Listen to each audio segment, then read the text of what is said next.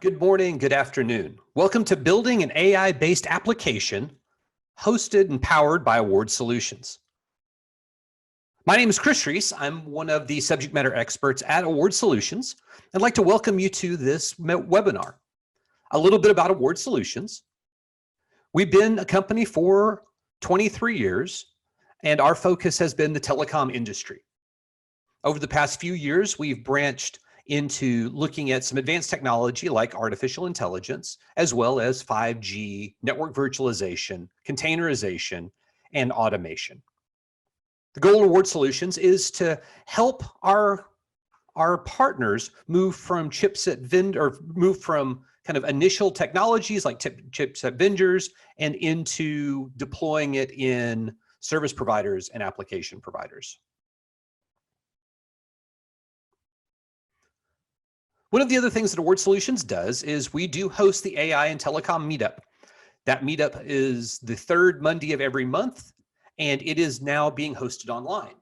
You see a QR code on your screen. If you're interested, you can take a picture of that, and that will give you all of the information if you'd like to attend the next meetup, which will be next Monday at 11:30 Central Daylight Savings Time. As I said, my name is Reece. Technologist at Award Solutions, 28 years in the wireless industry, 19 years at Award Solutions. All that being said, what we're going to talk about today is what it means to build an AI-based application. The genesis of this presentation came from a conversation I was having a number of months ago with a colleague where we were talking about what does it mean to actually have an AI-based application? Because we see that all the time in the industry today. You can't watch any commercials on TV without one of them saying it's, we're providing an AI-based something or other. So what I want to do is I want to spend some time today talking about why machine learning in telecom, and then what makes a good machine learning project. And then lastly, let's kind of put everything together and say, what does it mean to really have an artificial intelligent machine learning app? At any time, please feel free to jump into the chat if you have any questions. And please do ask questions along the way. We will have some time at the end of our discussion today to answer questions, but please feel free to include questions anywhere along the way. Now, before we get started with really our topic of today, I think it's good to have as a form of refresher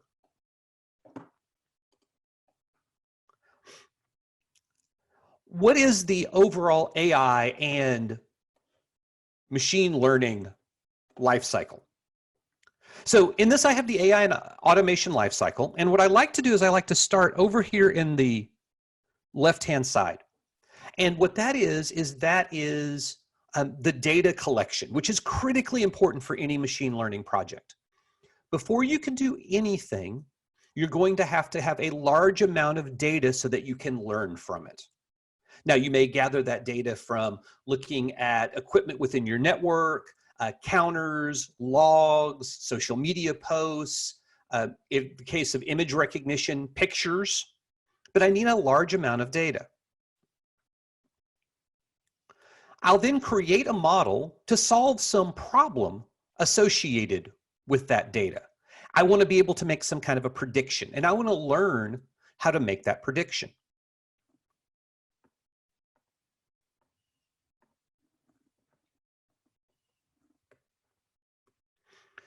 Then I want to be able to deploy that model in some way so that it's usable, so it can receive new data and be able to make some type of prediction, do some type of action based off of that. Now, maybe that action is going to be an automated action. Maybe it's going to require some human intervention. So when we talk about building a machine learning based, an AI based application, what we're really saying is I want to take machine learning and build it into something that I can then deploy and use.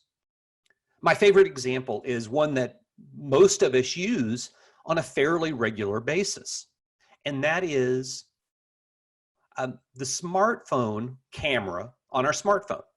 And so if you open the application on your smartphone, you'll see a box form around people's faces. Well, what is that all about? Well, that is a machine learning algorithm that somebody trained to know what a face is.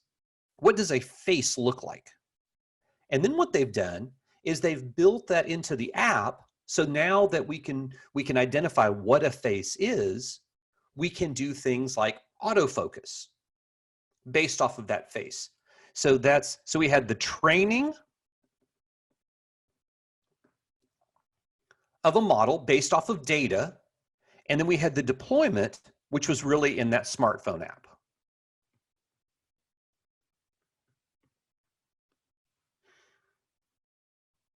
And the automated action that was taking place was really nothing more. In this example, this simple example, was the autofocus within the camera. So with that as a backdrop, let's take a look at why is machine learning in telecom a good thing? So why machine learning in telecom? Well, one, the nature of the data that we have in telecom. Telecom has a very large amount of data.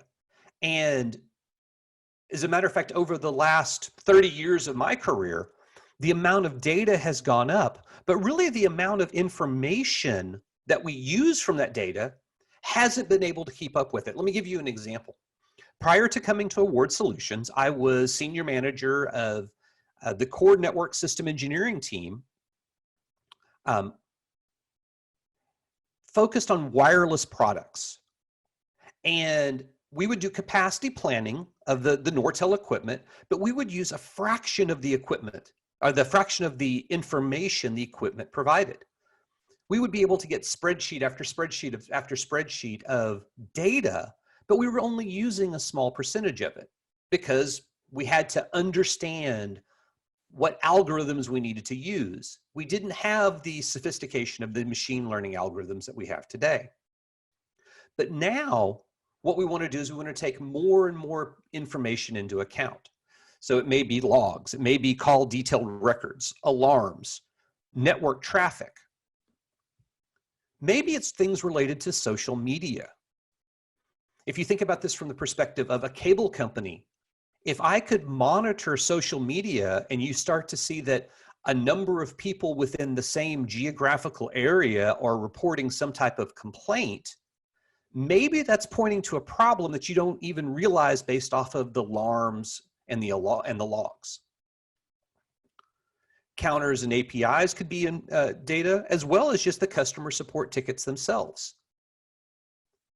What is the text that a customer support technician is typing into a trouble ticket? And can I use that in some way? So within our telecom systems, we have a very large amount of input that is available to us today. Second, the speed of analysis is increasing. Our systems need to be able to learn how to make predictions faster and faster.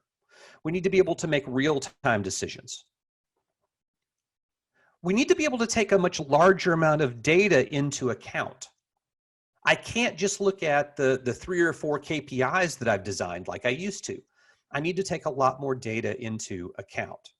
And then lastly, and this is really important with respect to machine learning,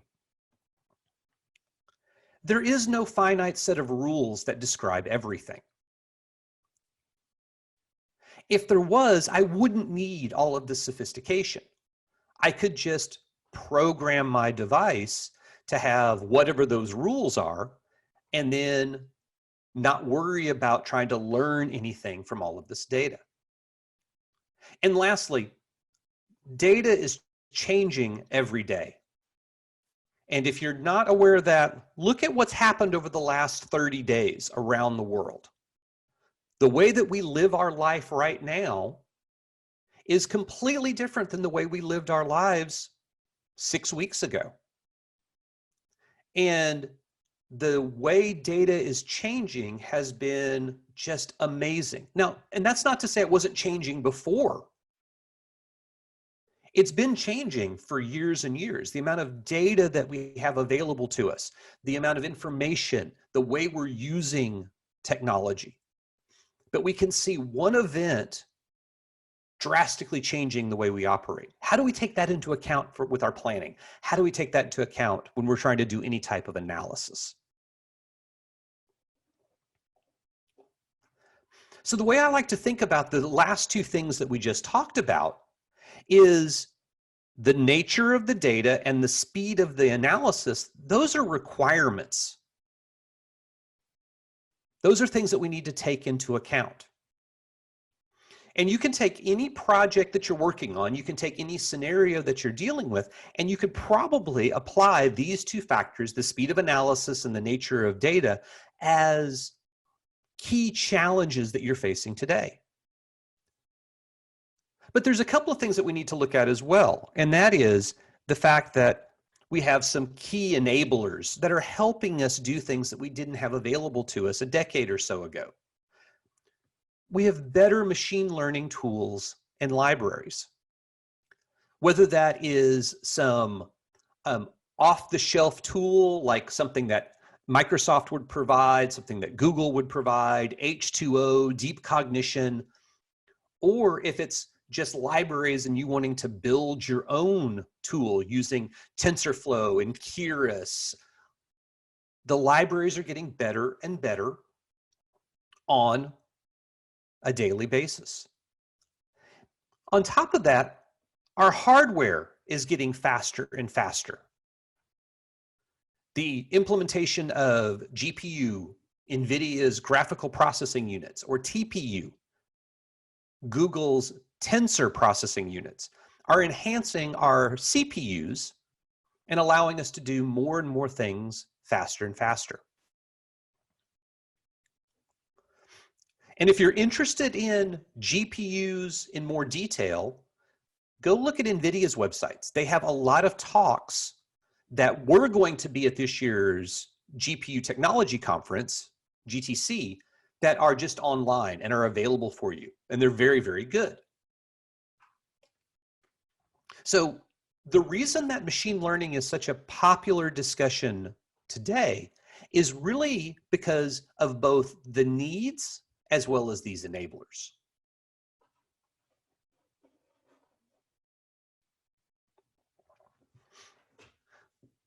Now, really the last few slides could have been in reference to most any industry. I could have used those same slides in the medical industry. I could have used those same slides in the banking industry. I could have used those same slides in the marketing related industry.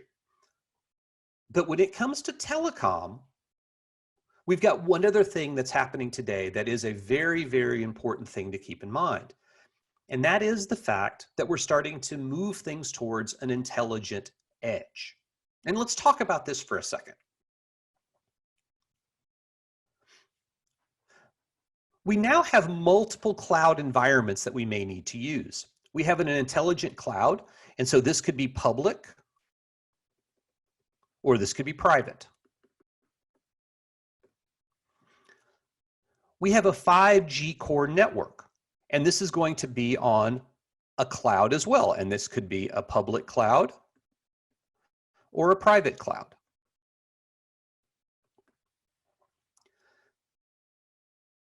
In the short term, it's probably going to be a private cloud. But it really depends on the specific telecom operator that we're talking about. Some telecom operators, what they may do is they may lease resources on somebody else's network. But as we start to get into more advanced examples, we start dealing with things that are more real-time sensitive. We're starting to deal with things that are more bandwidth intensive. There's a desire to try to move these applications, not just in a centralized location within a country,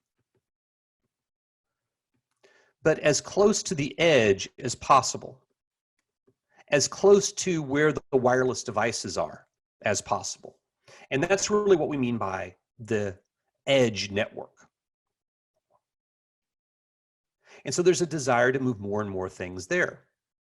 If you're dealing with something that's real-time sensitive, the longer this wire is that's connecting you to wherever the server is that's actually processing your service, the more the delay is. One of the problems that we haven't been able to solve is the speed of light. We'll always have the speed of light as a challenge when we're doing some type of telecommunications system. Is there an initiative? Question. Is there an initiative from some sort of body or entity to define standards for ML for the industry? I mean, it's a great question. Unfortunately, or fortunately, depending on your perspective, yes and no.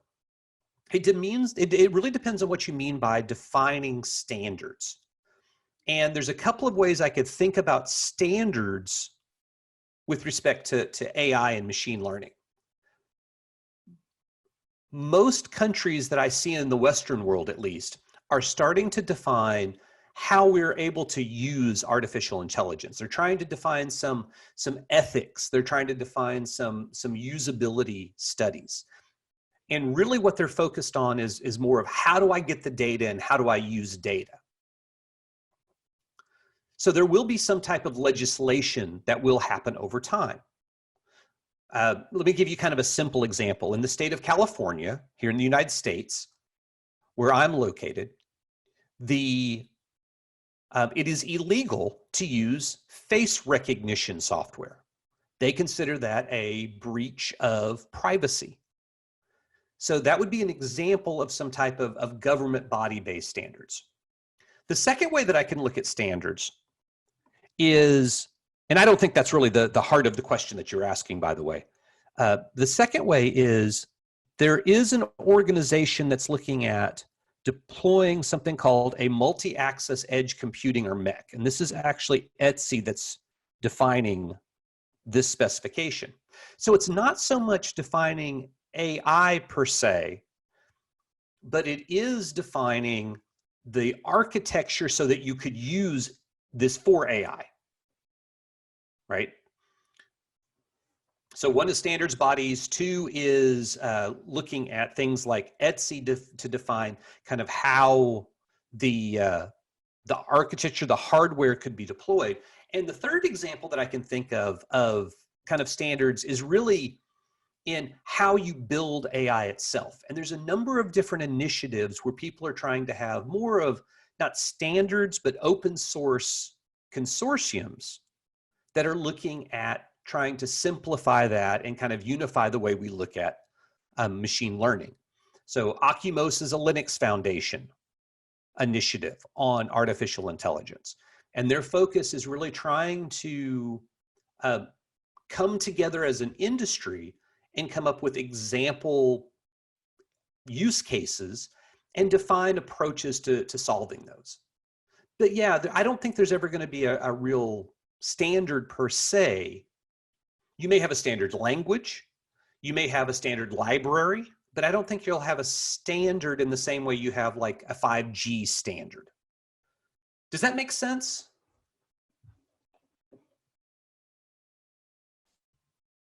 Okay, awesome. Great question. Okay, so a little bit on the intelligent edge. And really the thing I want you to take away from this discussion is the fact that we now have another set of servers located geographically close to subscribers that we could place workloads. And that's really the key term. If there's any one term from this slide that I want you to take away is workload placement. And really, and this goes to the question that we just had, what is an AI application? It's really a workload of some sort. It's trying to solve some type of problem. It's code, it's software. Where is that software running? In this slide, we're seeing that it could run in 3 different locations depending on your needs.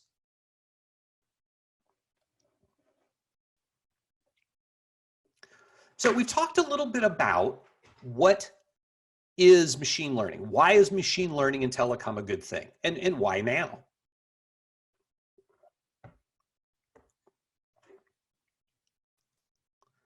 What makes a good machine learning project?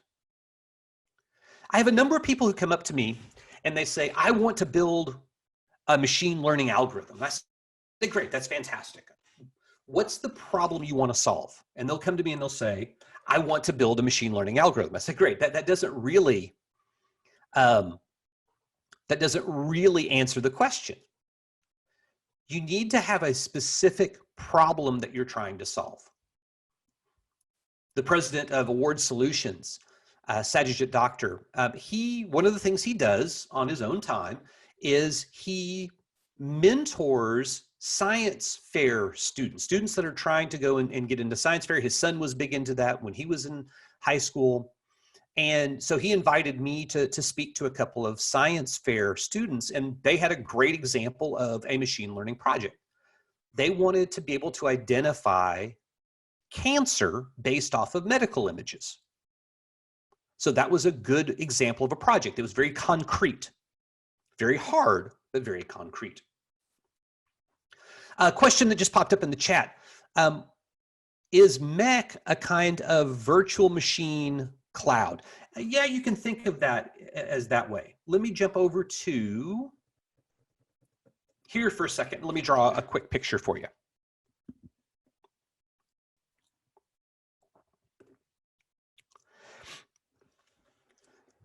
So what multi-access edge computing, and what some people will just refer to as edge computing, is really a desire to put servers, so think of this as servers, as geographically close to cell sites as possible. And when I define these as servers, I really do mean HPE servers, Dell servers.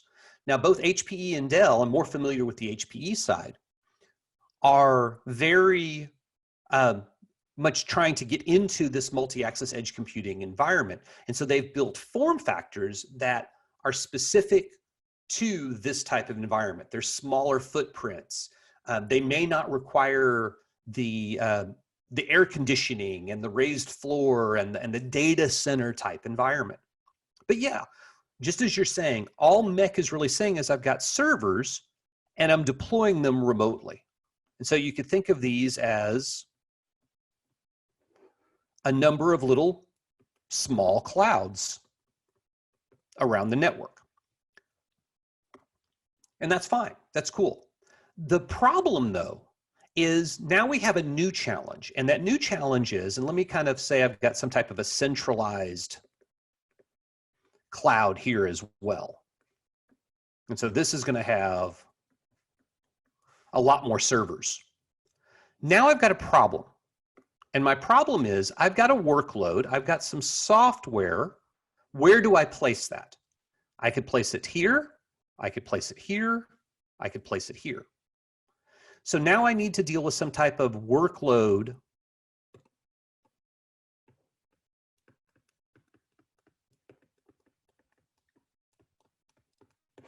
placement. So what MEC is really defining, it's really defining the architecture and the workload placement strategy. How do you actually do that workload placement? And then there are other initiatives. Intel has an initiative called OpenNES, O-P-E-N-NES. Stands for Network Edge Software, I want to say solution. But it is another example of an edge computing type framework. But again, it really boils down to that workload placement. And so when you get to the heart of what we're trying to talk about today in building an AI app, what we're trying to build is we're trying to build this app and it's got AI inside. And now we're trying to place it someplace so that somebody can use that with respect to a service. All right, cool. Great question.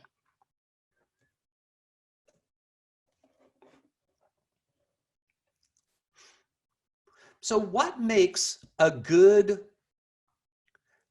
AI project, a good machine learning project? Well, first we need to look at a couple of things. One is there are multiple different types of machine learning projects, and it has to go to the type of learning that we're wanting our machine learning algorithm to do.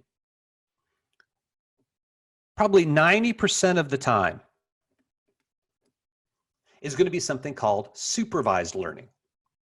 And what supervised learning is where you have data and the outcome you're trying to learn. So the best example of that is I've got 10,000 pictures, 1,000 of them are cats, 5,000 of them are dogs, and I'm trying to learn how to tell the difference between a cat and a dog.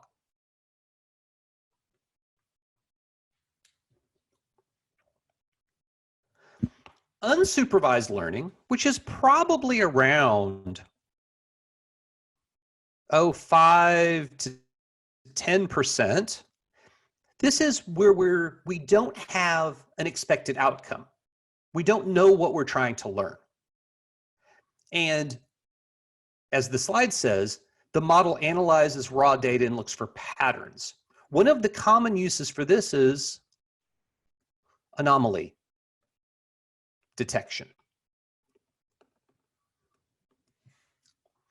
So I'm trying to learn what normal is. And the reason I want to learn what normal is so that I can identify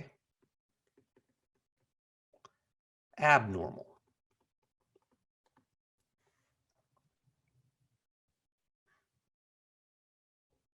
This is a very difficult problem to solve because what is abnormal? And what's the difference between abnormal and a change in behavior that is normal? Like, for example, the number of us that are working from home now, so all of our internet service providers that are giving us our internet connections to our home, all of a sudden, overnight, a very large number of us are starting to have a much higher demand. Now, is that abnormal? Not really. Abnormal is more like a problem, an error, an attack. So that's unsupervised learning. So anomaly detection is a big piece of that. Reinforcement learning, we don't do a lot within the telecom industry. This is really more for things like robotics. We see some of this within gameplay, where we're trying to learn based off of feedback. And so if you see any of these examples, like there was something that's come out last year of Google's DeepMind doing a live stream of it learning to play StarCraft. What's happening is it's just randomly doing things, looking at its score, randomly doing things, looking at its score, and then over time it starts to learn how to maximize that score. Supervised learning is really going to be the dominant type of learning we're going to do within the telecom industry.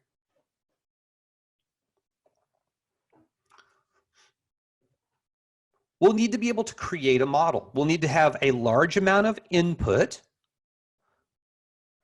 We'll create some type of computational graph. This is that neural network.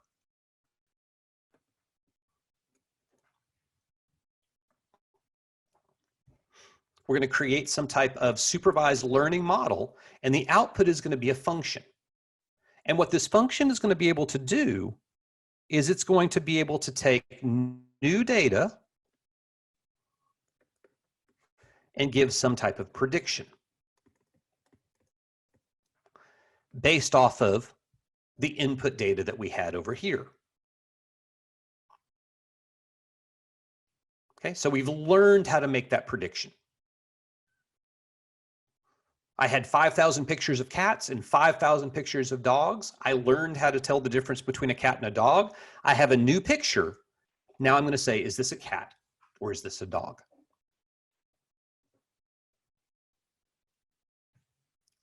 So what makes a good model? Well, what makes a good model is if you have a homogeneous data source. And this, in my opinion, is the most important thing.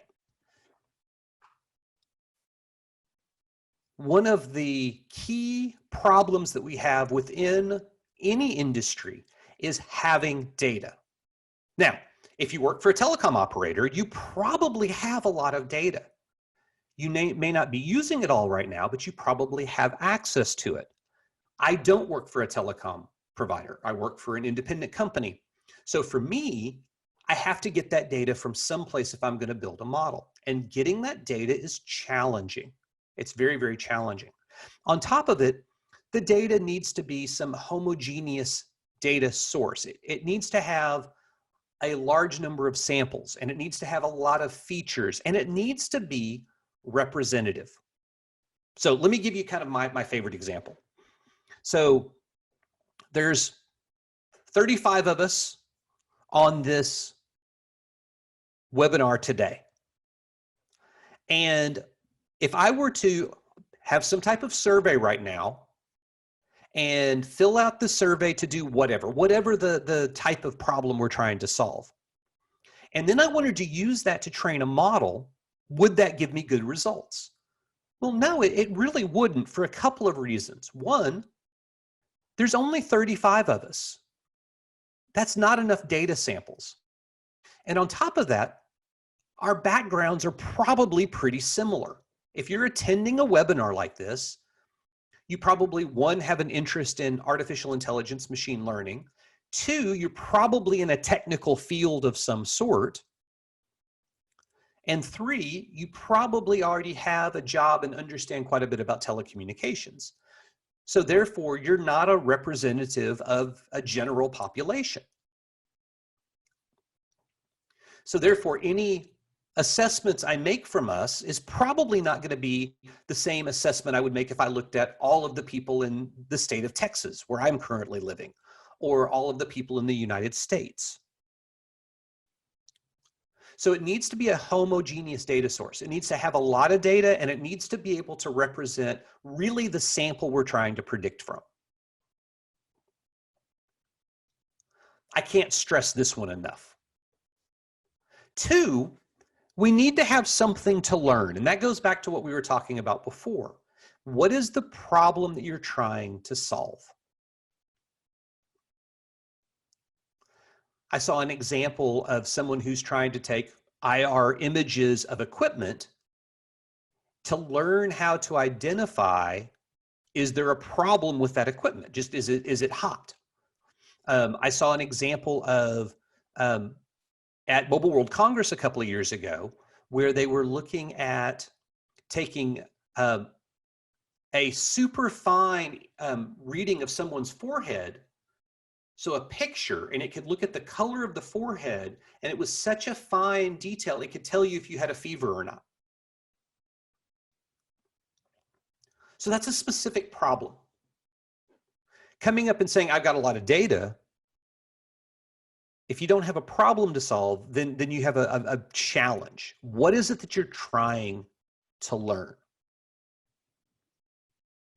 And then lastly,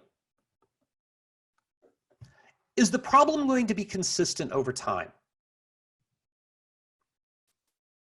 If I'm trying to look at something that is very, very temporary, then I don't know how valuable that is. I don't want to build an AI model based off of a lot of data, and then the event that I'm looking at disappears after 2 or 3 months. So it needs to be something that's got a fairly consistent view over time. Image recognition is a great example. Kind of the spark for this slide was, I said, dog faces and cat faces aren't likely to change over the next few weeks, months, years. So therefore, if I'm learning how to identify those, that makes sense. The nature of a phone call, even though we're using VoLTE now and we're moving towards voice over NR with respect to 5G, the nature of a phone call doesn't really change. The nature of a text message doesn't really change. Now, the type of equipment might, but the nature of these fundamental things don't change. An IP packet's an IP packet.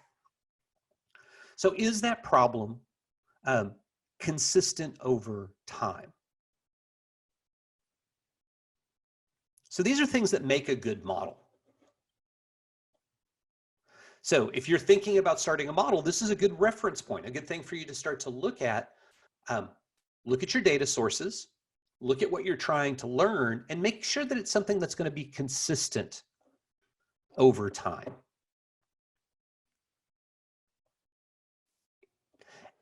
As we think about the data itself, remember we have a lot of data that we can capture.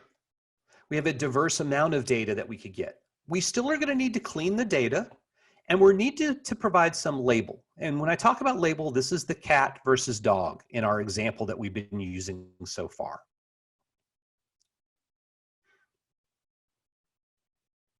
Where are you getting the data?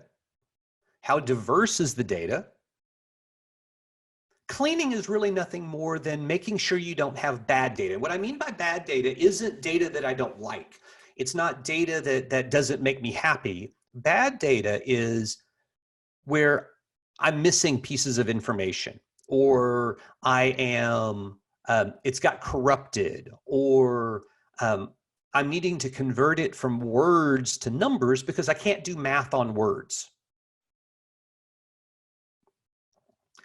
Let me give you a very simple example. So what if I were to create an algorithm, and for whatever reason, one of the features in my data set was height. So in the United States, we use feet and inches. In the rest of the world, you typically use meters and centimeters in representing somebody's height. So if you took data from the United States, the first thing you might need to do is to convert it from feet and inches to meters. So that would be part of that data cleaning.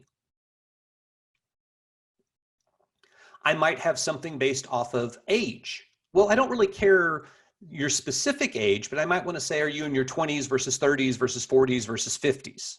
So I might do some type of manipulating of the data to just say you're in one of those buckets and so on. So that's what we really mean by data preparation and data cleaning. And then lastly, what is the action that we're trying to take? Right, so we're doing some type of prediction, and we want to be able to take some type of action off of that. I've given the example of the camera, and I may do an autofocus based off that camera. Within the telecom industry, it may be, I'm going to automatically restart a piece of equipment. I'm going to potentially, even though the primary server is working, I might switch to the secondary because I'm predicting the primary may have a failure at some point. Questions come in. The volume can be high and not possible to process. Is there a sampling done, and what should be the rules used for that process? It's a great question, and absolutely yes. But one of the things that we're seeing, I'm going to go back to that slide so we can talk about it. One of the things that we're seeing is, even though the volume may be high, because our CPUs and GPUs and the amount of memory we have are also very high, I'm able to use more and more of that data. So absolutely, you can always sample the data. You can always start to reduce the amount of data that you're wanting to use. There are other features. There's things called feature reduction to try to simplify the data to make it easier to do a training based off of it. But that is a huge area of dealing with data processing and dealing with data manipulation to try to prepare it for a machine learning algorithm. As a matter of fact, 70 to 80% of time is spent on data. And just as another comment that's just come up is, you don't want too many features, otherwise you will overpredict. And you're absolutely right. You're absolutely right.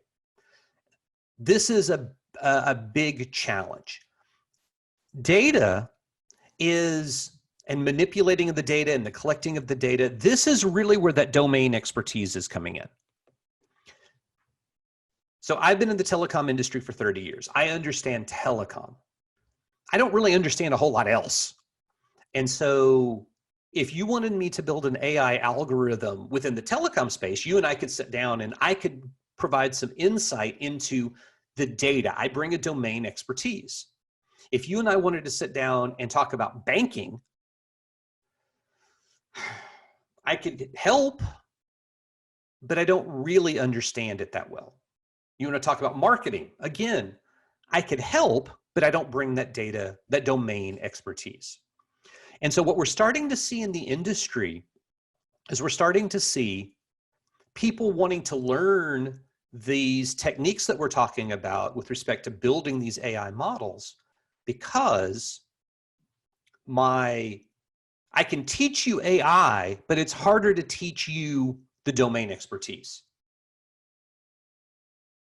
And so if I can take somebody who understands the domain, teach them how to use some of these AI tools, we'll get to our results faster than taking somebody who has an AI background and teaching them the domain in a number of scenarios, So great question.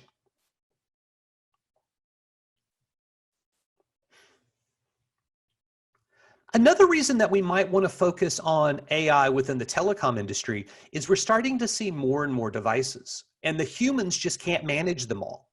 And the Internet of Things is a great example. If we go back in time 20 years, 30 years, what was the subscriber of our telecom network? It was a human being. And as a matter of fact, it wasn't even a human being. If you go back, 30 years, it was a household. My house had a single phone line. We went crazy at one point and we got a second phone line at the house when I wanted to do more and more stuff on the internet. So I had a dial-up connection that went to AOL back in the day. But now, what is a subscriber of a network? Well, it's human beings. I have a cell phone right here. It's also my webcam, potentially. It's also my Ring doorbell. It's also potentially my car. It's also potentially whatever else is providing me some service that needs to be connected. My wife has a cell phone and she has an iPad that also has a cellular connection. So in my house, I have 5 people, but I've got 6, 7, 8 subscriptions, not to mention anything that just goes over Wi-Fi. So as we start to get into IoT, how are we going to manage all of these devices if we don't have something that can do that in an automated fashion? So a lot of people are looking at artificial intelligence as a way of nothing else, taking the data, looking at the data and saying, this is valuable and this isn't.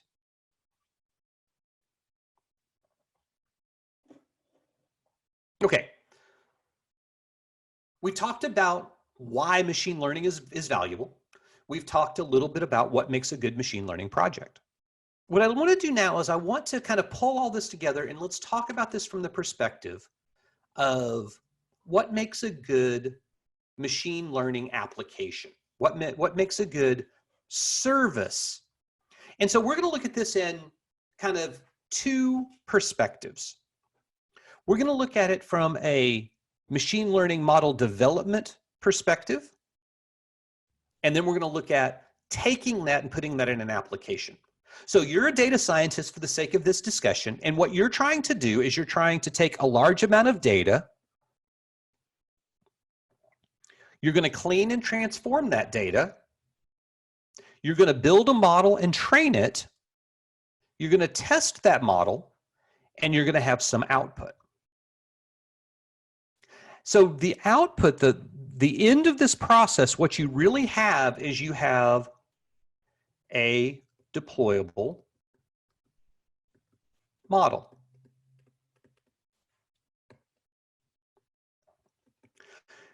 You have a model that's been trained and it can tell a cat versus a dog. For example,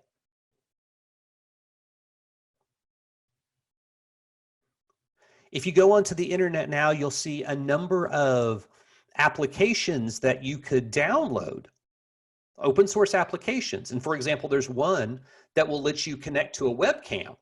And if I hold up something to the webcam, it'll identify and say, oh, that's a computer mouse.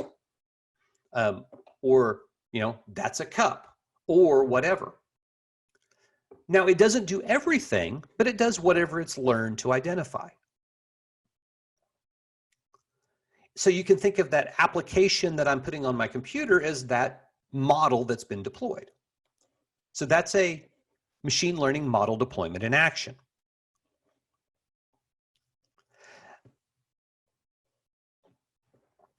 So now let's think about this from an application perspective. So now we're going to think about this from the perspective that we're building an application. So we're going to need to have code that allows us to get some type of input. So maybe that input is from a webcam in the example that I just provided. Maybe it's going to be reading new data from a piece of telecommunication equipment. Maybe it's something where a human being is going to type. But I need to have code that's going to allow me to get input for my model. I'm going to need to clean that data. I'm going to need to go through that data and clean it in the same way that I cleaned it before. If I changed all of the salaries to be in increments of $10,000, or I changed the height to where everything was in meters, I had to go through that with however this data is set up. So I need code to do that cleaning. Then I'm going to need to have some program logic that's going to look at that data, and at some point it's going to make a query to my trained model. Now this query could be local, it could be remote. If it's remote, it's probably using some type of a API to query some type of trained model someplace else. Then I'm going to need to have code to take action based off of that.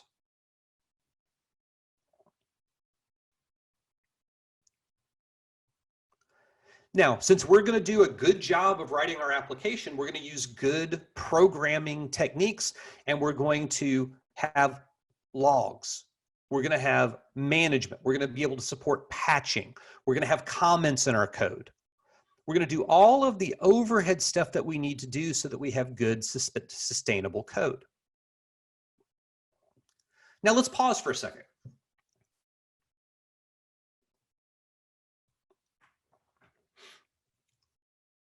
How much AI, how much machine learning is really on the slide that you see in front of you?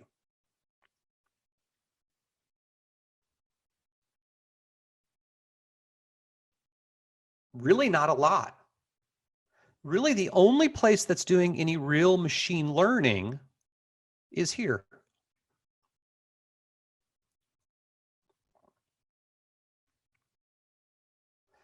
Everything else is just normal programming techniques. As a matter of fact, it's just the architecture. You're absolutely right. As a matter of fact, I can make a strong argument that I could do a function call and really accessing my trained model is just a more sophisticated function call. Now, the reason I wanted you to see this is because I wanted you to see, and this was kind of the epiphany I had a number of months ago when I was having a conversation with somebody. I really like thinking about it in this way because this really helps us understand what is the AI or machine learning piece to this.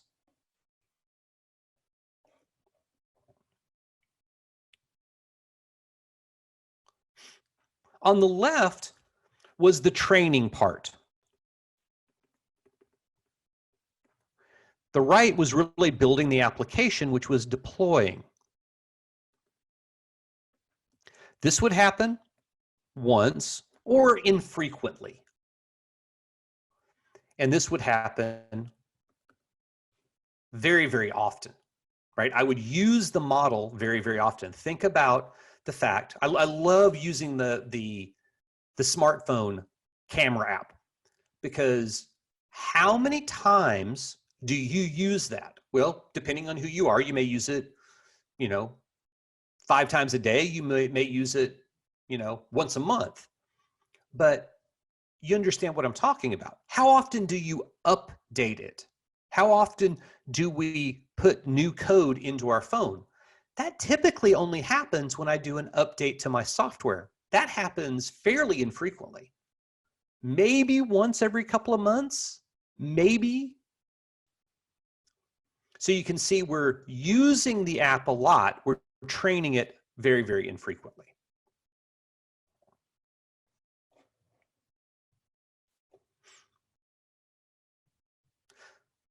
Let me pause for a second and see if there are any questions, comments, thoughts at this point. Does Award Solutions do AI projects? We do. We've done a couple, mainly with respect to training. And so we'll do automation and AI projects as needed. Mainly, we're focusing in the telecom space with carriers and vendors, yes. So I've built a few things, I've used a few things,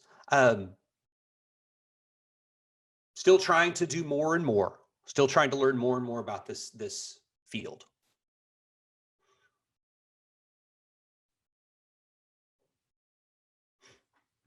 Well, I'll hang on if there are other questions, but let me kind of wrap things up for those of you who need to get back to work.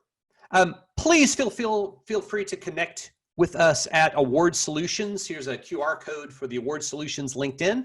You can also connect to me directly. You can just look for Chris Reece Award Solutions, and you can find me at LinkedIn. If you do connect with me, please tell me that put in the note that you connected with me or you were in the webinar. That way I know where we interacted with each other, but feel free to reach out to me.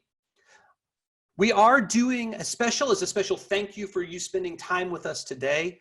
All of our on-demand, our self-paced courses are, if you use the webinar or the coupon code webinar, you can get 40% off of that training.